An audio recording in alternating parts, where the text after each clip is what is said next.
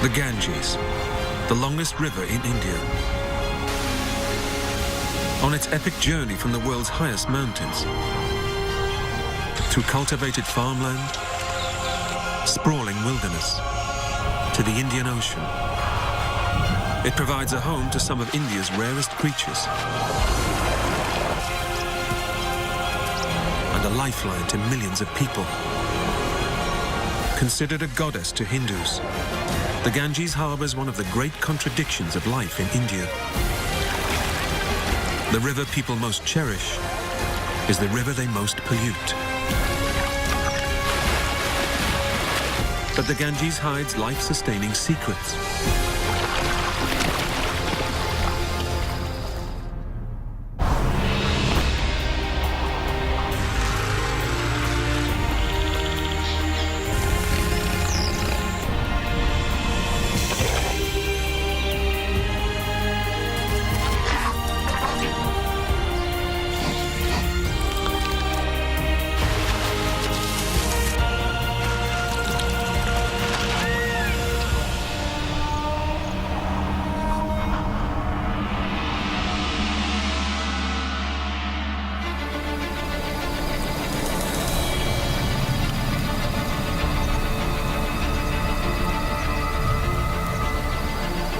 From its origins in the Himalayas, the Ganges flows over 2,500 kilometers across northern India, before emptying into the ocean on the border of India and Bangladesh. This mighty river is home to some of the rarest and strangest animals on the planet, including elusive river dolphins and bizarre long-nosed reptiles.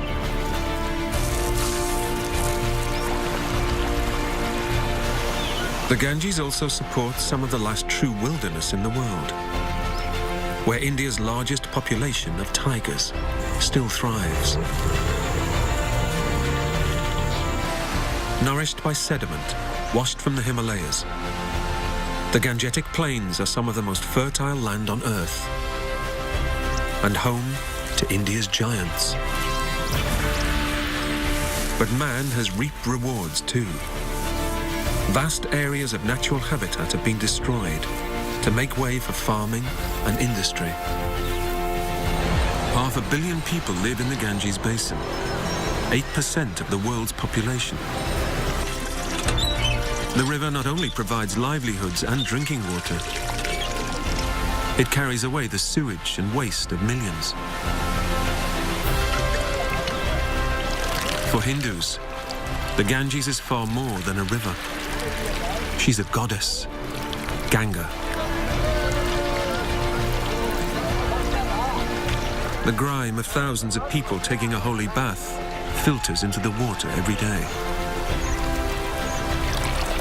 Offerings to the goddess and human cremations on the banks add to the strain on the river. But despite this, unique properties in Ganges water could explain how rare creatures and rich vegetation are able to survive.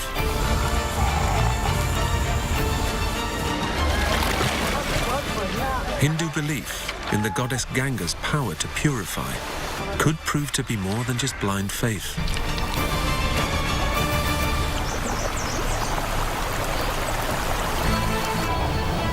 The Ganges starts its life among the highest mountains in the world, the Himalayas. Many of the peaks reach over 6,000 meters and are constantly covered in snow and ice. Over 15,000 glaciers make this the world's largest store of fresh water outside the polar ice caps. The Gangotri Glacier is one of the largest. The glacier stretches for 30 kilometers and fills a valley with solid ice. Its leading edge is called Gaumukh, the cow's mouth, as the water which flows under its vast icy tongue is milky white. Hindus consider this to be the source of the Ganges. Only the hardiest pilgrims come and worship here.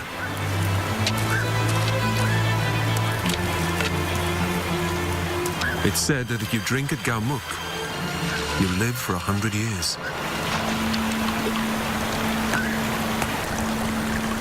But the true headwaters of the Ganges begin above the glacier, nearly 4,500 meters above sea level. Few animals can survive in this harsh environment.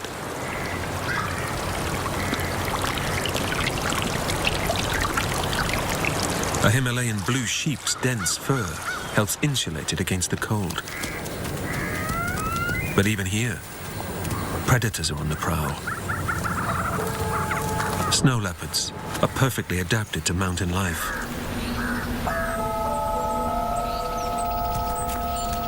Woolly fur keeps out the cold wind. Its long, thick tail can be wrapped around its body like a scarf. Even the soles of its feet are covered with fur for extra warmth. Minerals in rocks supplement a blue sheep's meager diet, but they need to be eaten with care. Rockfalls are common.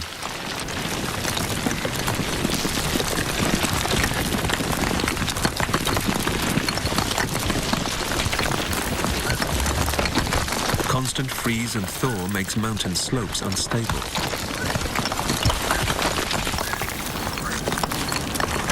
A blue sheep which has lost its footing is an easy meal.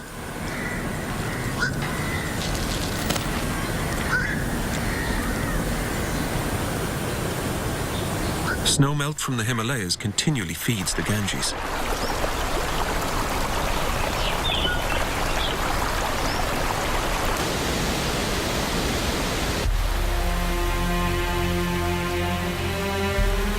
Raging water calms as the river reaches the flat lands of the Gangetic Plains. Sediments carried from high among the glaciers are released. The Ganges deposits 1.6 billion tons of sediment every year, 4 times as much as the Amazon. This creates some of the most fertile land in the world.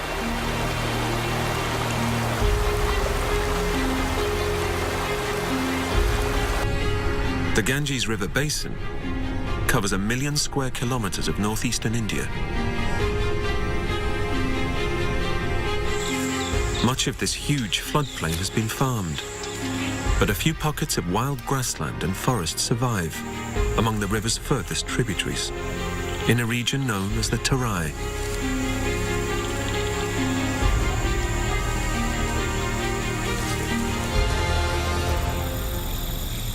The Tarai is home to one of the largest animals in the world, the Indian rhino.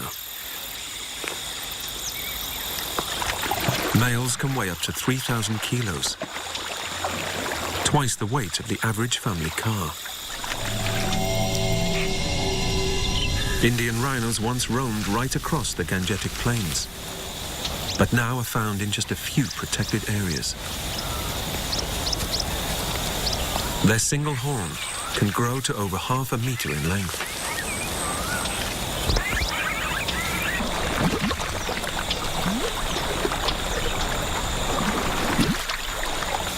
A prehensile lip makes their mouths almost as nimble as a hand. They can grasp tufts of grass and pick up fruit and leaves.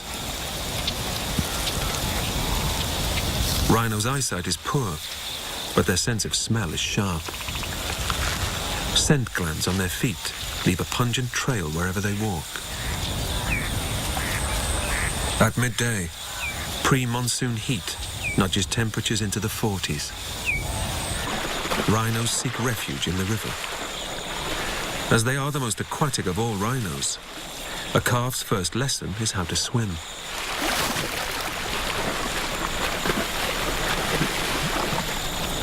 Indian rhinos are more tolerant of company than their African cousins, and often bathe together. But tempers fray when females are on heat.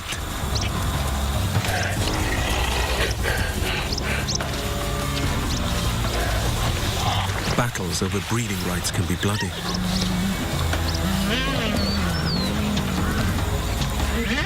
Thick, warty folds around a male's neck offer some protection.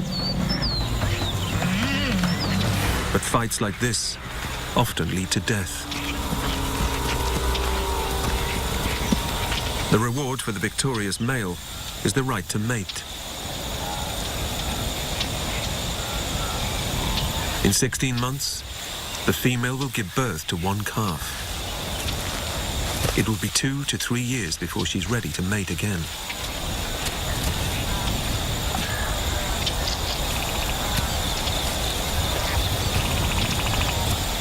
About animals.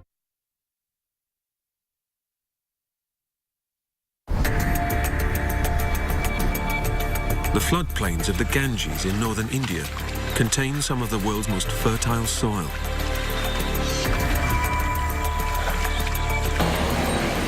Nearly 500 million people live in the Ganges River Basin. It's one of the most densely populated places on Earth. Wildlife is under increasing pressure from the huge number of people sharing the river's resources. Ganges water is naturally muddy. Runoff from farming and industry makes it murkier still. But there are animals living here. One creature is seen so rarely, it seems almost mythical.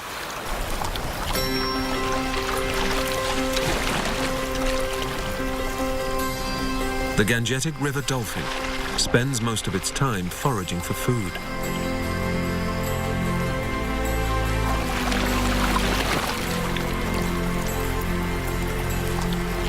Visibility in the water is so poor that the dolphin's eyes have lost their lenses. They're almost completely blind and use echolocation to navigate and detect prey.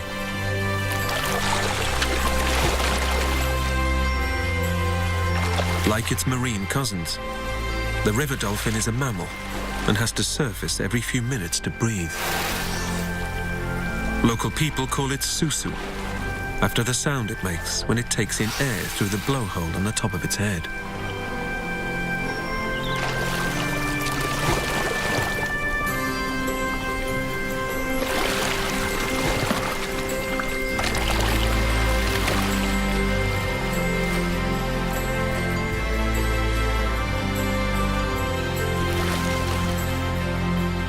The elusive susu isn't the only strange creature to call the Ganges home.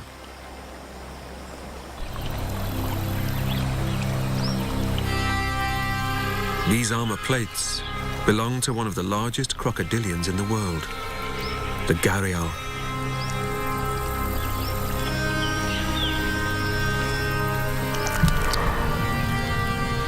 Male gharials can grow to be 6 meters long. This prehistoric-looking predator poses no threat to man. Its long, slender jaws are too delicate to tackle large mammals. They're adapted to hunt fish. A slimline snout whips through the water with little drag.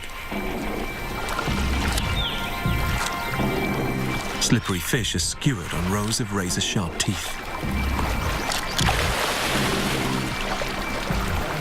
Tiny pits in their scales detect vibrations in the water and help pinpoint prey.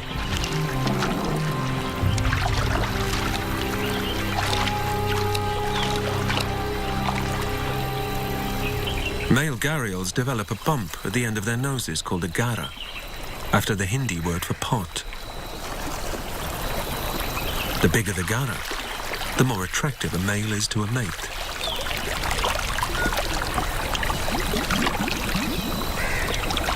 But a female may hear her suitor before she sees him.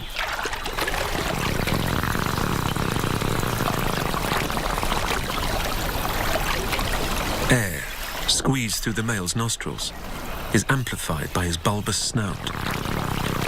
It becomes a loud buzzing sound that can be heard up to 1 kilometer away. The female raises her head, a sign she's ready to mate.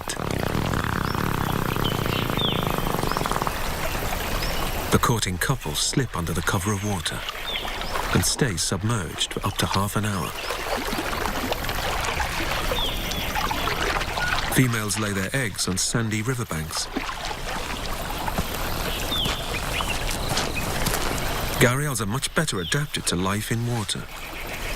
On land, the female's short legs can't lift her body clear of the ground. Under the cover of darkness, she buries up to 100 eggs. Sand acts as an incubator. It absorbs the sun's warmth and keeps the eggs between 30 and 34 degrees Celsius. The mother guards her nest for 2 months while her eggs develop. Their eggs are some of the largest in the crocodile world and make a tasty meal for a jackal or a monitor lizard.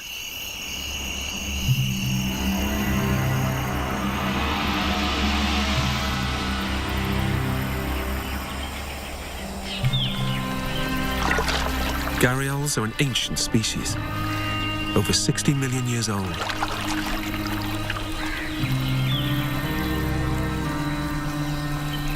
Just 60 years ago, there were thought to be as many as 10,000 living wild. Today, there are fewer than 200.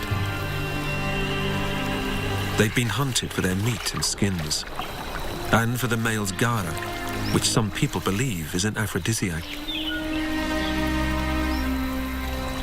As the Ganges banks succumb to agriculture and industry, their habitat is being destroyed too.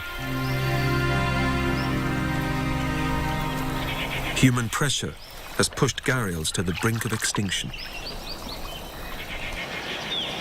But for Hindus, the worship, protection and feeding of animals is key to their faith.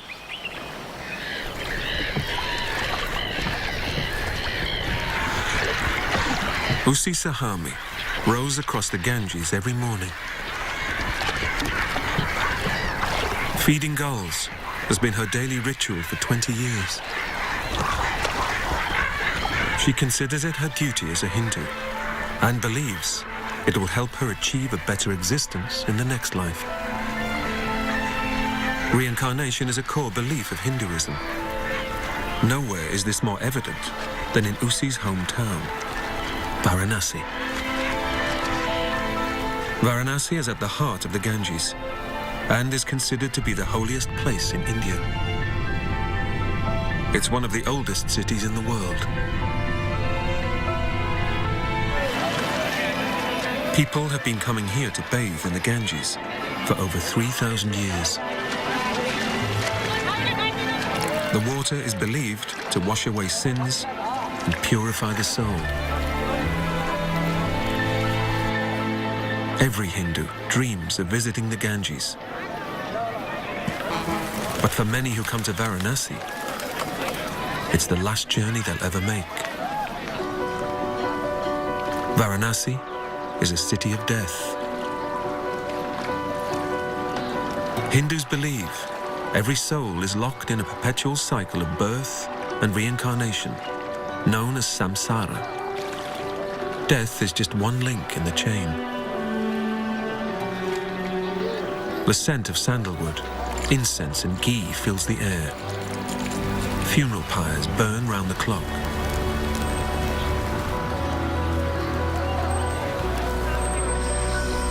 Varanasi is considered to be a gateway between heaven and earth. To die and be cremated here is believed to ease the soul on its journey to the next life.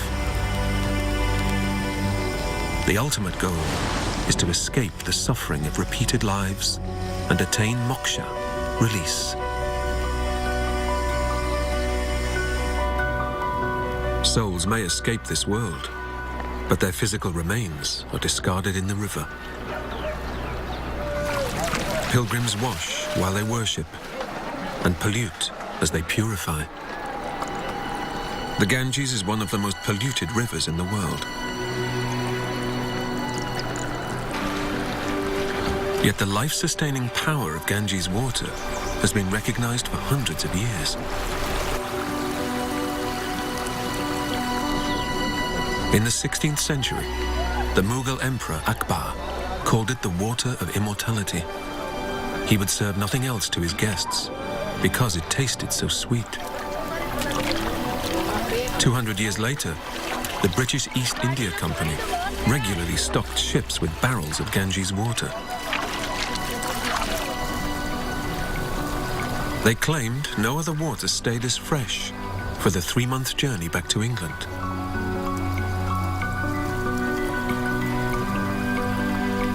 Today, despite huge numbers gathering to bathe, often where raw sewage drains into the river, there have been no recorded outbreaks of major diseases like cholera or typhoid.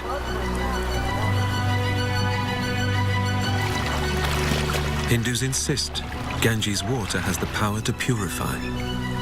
Maybe there is more to this claim than meets the eye.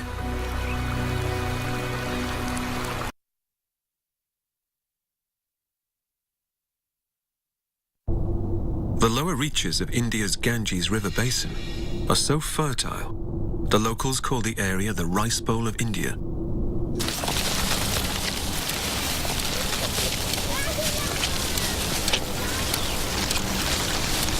Farmers reap 4 rice harvests a year here, double that of many parts of the country. But these fertile fields bring dangers of their own. A deadly monocled cobra feasts on a toad, common prey in a paddy field. The snake's hunting trip brings it perilously close to farmers harvesting rice. 1 million people in India are bitten by snakes every year.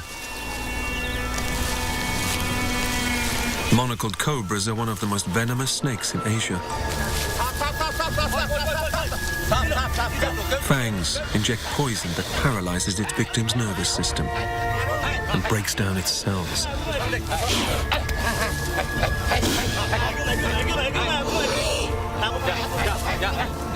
One bite can kill a man in less than an hour.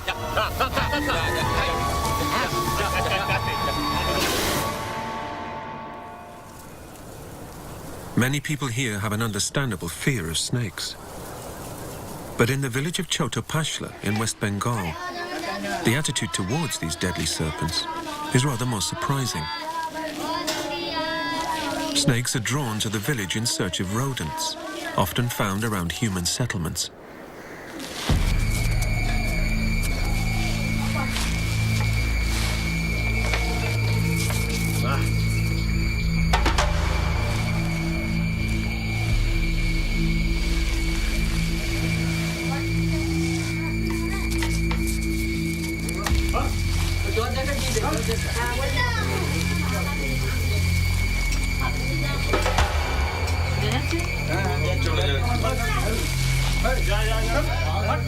A rat in the larder is one thing.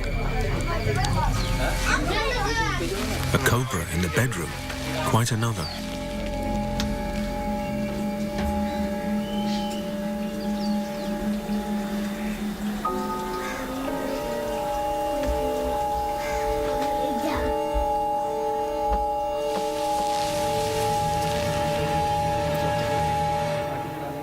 But instead of causing panic, the venomous visitor raises not so much as an eyebrow.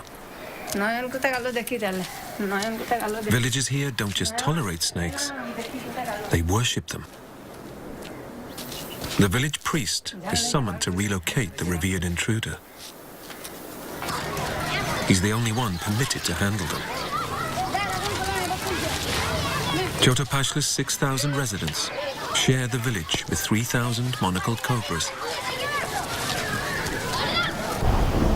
Village elders tell the tale that snakes arrived 6 centuries ago to seek refuge from a huge flood. Flood water brought with it remarkable rice production. Snakes have been associated with prosperity ever since. When he's not removing snakes from people's homes, Shyamal Chakrabarti leads the worship in the village temple.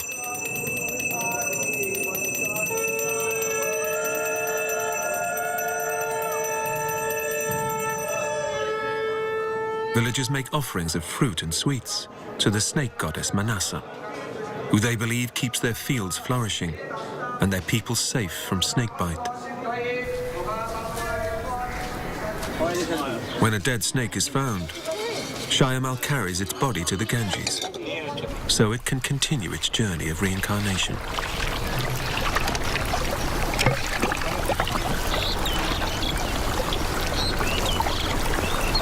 As well as a sacred burial site for humans and animals, the Ganges also provides a hunting ground for one of the world's most skillful aquatic predators. Smooth-coated otters are in their element underwater. Ears and nostrils closed to keep water out, as they propel themselves with powerful webbed hind feet and a strong flattened tail.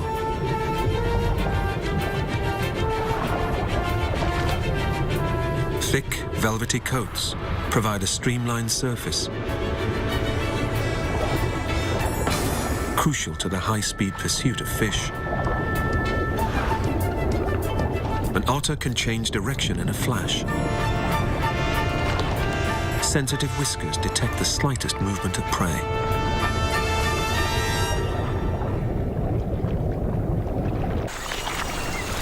Unlike other otters, smooth-coated otters are social animals.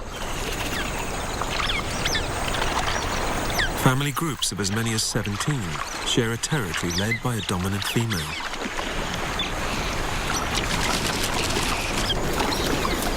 Wriggling against each other helps dry their coats and reinforces bonds. Otters work as a team when they hunt, corralling shoals of fish and sharing the spoils. But they aren't the only fishermen on the river.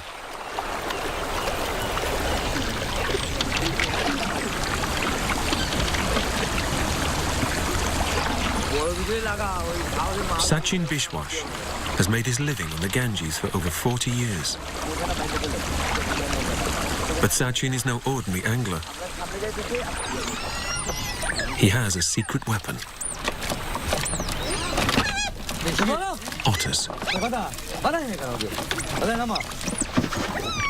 He's recruited some of nature's most talented fishermen and trained them to herd fish into his nets.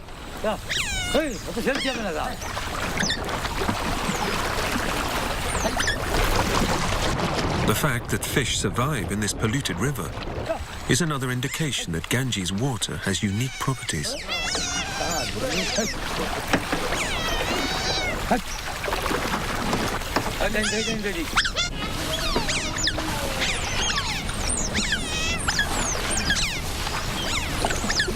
Today's catch is small, but profitable.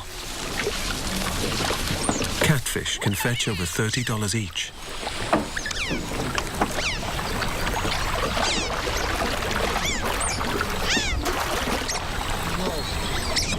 This family of otters has been fishing with Sachin's family for generations. But the men must still be careful. Even a friendly nip could take a man's finger clean off. Otters work hard and are well paid for their labor. No matter how small the catch, they are first to be fed.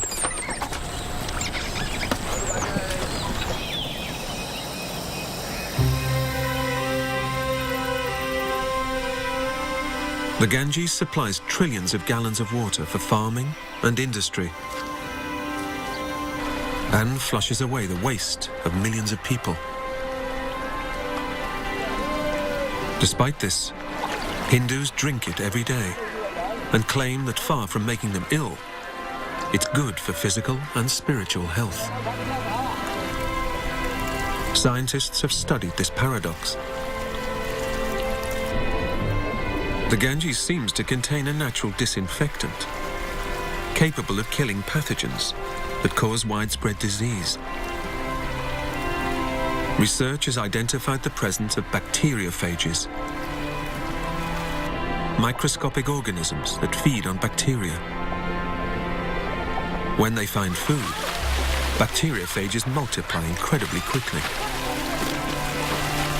In less than half an hour, 100 can become 100,000.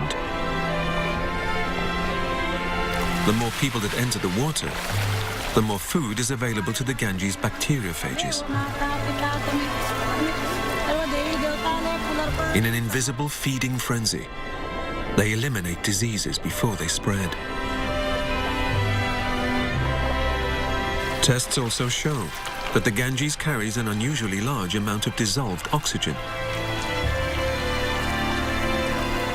This helps break down the human and animal waste spewed into the river. The Ganges does this 25 times faster than any other river. This could be the secret to the survival of animals here. A high oxygen content sustains a healthy fish population, which in turn supports the Ganges' aquatic animals, river dolphins, gharials, and otters. And organic waste is broken down into nutrients that are useful rather than harmful to the environment.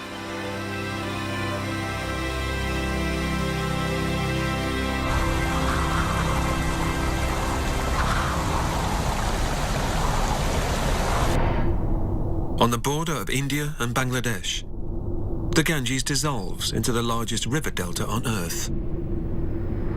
Formed by the confluence of the Ganges, the Brahmaputra, and the Meghna rivers, this superdelta is a labyrinth of channels and creeks. In it lies the largest tract of mangrove swamp and forest on Earth, the Sundarbans. Rivers wash mud and silt out into the Bay of Bengal. Ocean tides flood the forest with salt water every day. It's one of the world's most challenging natural environments. The Sundarbans is a place where land meets sea, and the line in between is blurred. Even the fish seem confused. Mud skippers spend more time out of the water than in it. Water stored in pouches stops their gills drying out, and they can breathe through their skin as long as it's wet.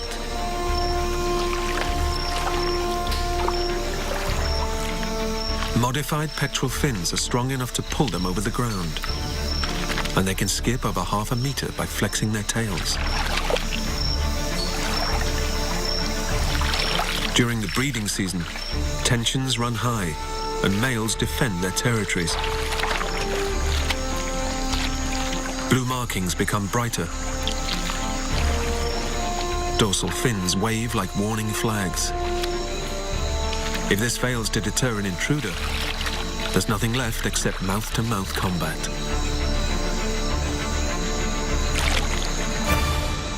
Trees also have strange adaptations. To escape the waterlogged soil, their roots send up stalks, which absorb oxygen from the atmosphere.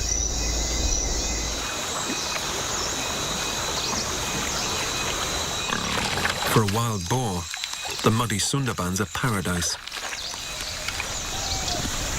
Chital deer look up rather than down for food,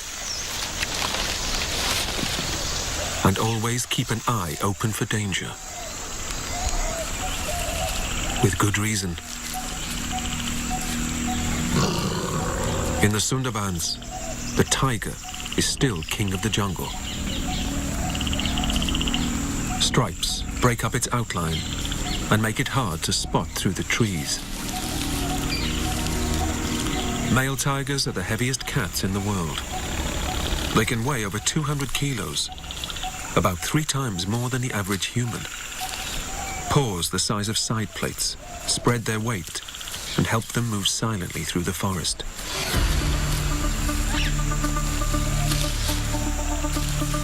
Tigers creep as close to prey as possible before launching an attack. Thick mangroves provide plenty of cover. Chital deer are favorite targets.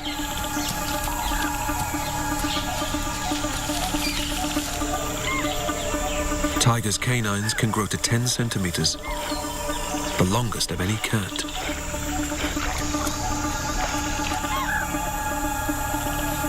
They're so powerful, they've been known to bring down animals 6 times their own weight.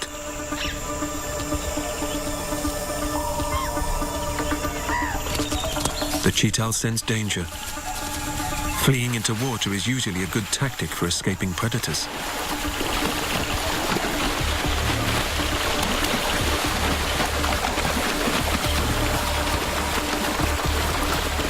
But tigers don't mind getting wet.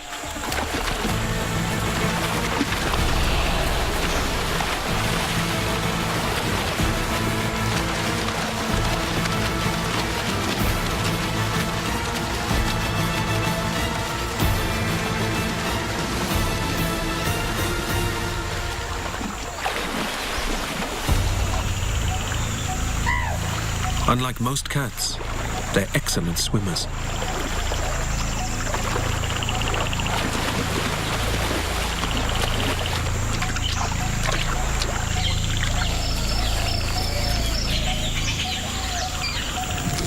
With its catch back on dry land, the big cat makes light work of its meal.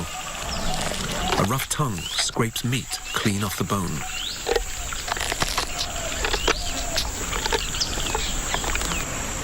Today, the Sundarbans is home to the largest population of wild Bengal tigers in India, over 400.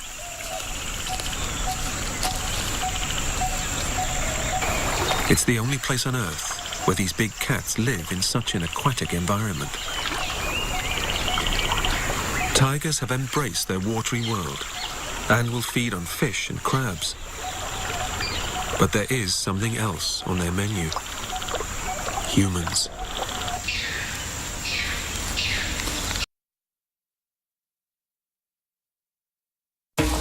In India's Sundarbans forests, man lives alongside a notorious man-eater. The Sundarbans tigers are notorious man-eaters. It's thought that as many as 250 people are killed in tiger attacks here every year. Foraging in the forest for honey or firewood can be fatal. Some say a tiger can even pull a man from a boat.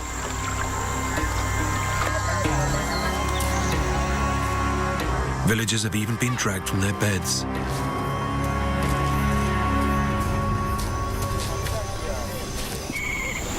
It's still not fully understood why the tigers here are such a threat to man.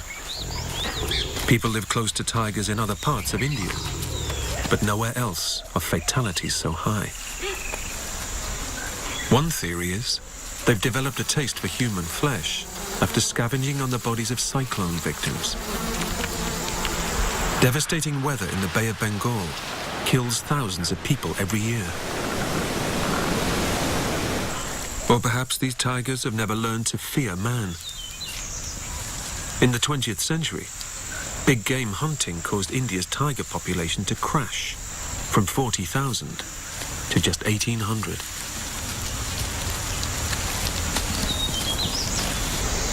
But impenetrable mangrove forest protected Sundarbans tigers from man and his guns. Here, people are prey.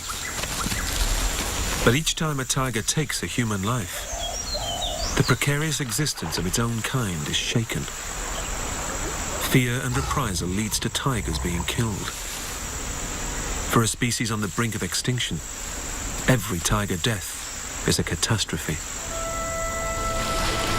A government conservation program works hard to keep man and cat safe from each other.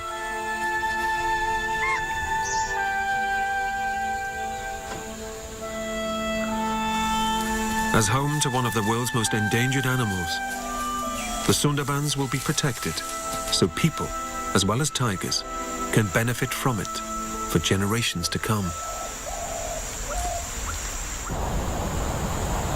While the Sundarbans is one of the world's great wildernesses, a small island just a few miles away hosts one of the planet's largest gatherings of people.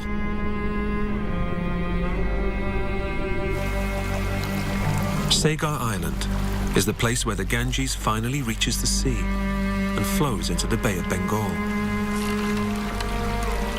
It's the middle of January, and this sleepy island is about to be transformed by an inundation, not of water, but of people.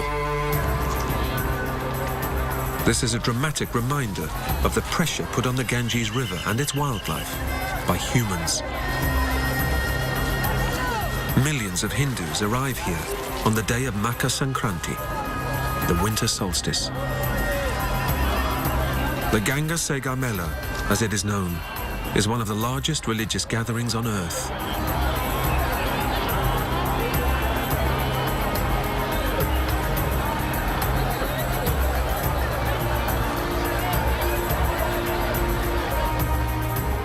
Many travel for days to get here.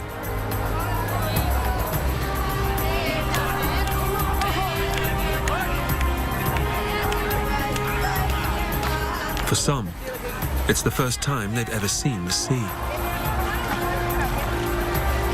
Tropical beaches are transformed into the world's biggest campsite. Pilgrims throw coins as offerings to the goddess Ganga. For enterprising children, it's an opportunity worth braving the mud to exploit.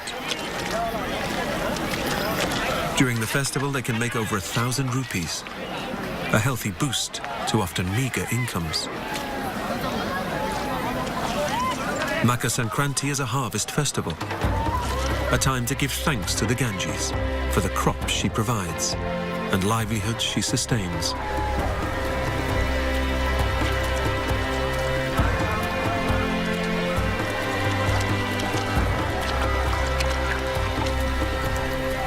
Sagar Island is regarded as one of the most auspicious places to bathe in Ganges water.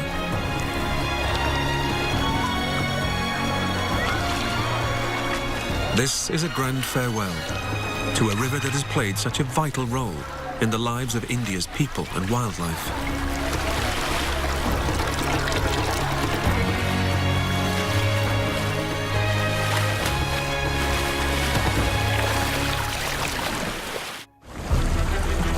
The Ganges is home to some of India's rarest creatures, which fight for survival as man encroaches on wilderness.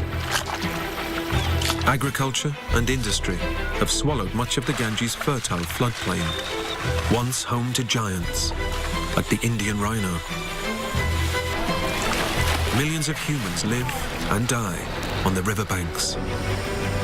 The Ganges is regarded not just as sacred, but as a goddess in her own right. A dip in the holy river purifies the soul, but also pollutes the water. But high levels of oxygen and disease-eating microorganisms lend a scientific ring of truth to religious beliefs in the cleansing powers of the Ganges. The river's unique properties nurture and sustain a spectacular array of wildlife. From death and decay come new beginnings on the Ganges, India's great river of life.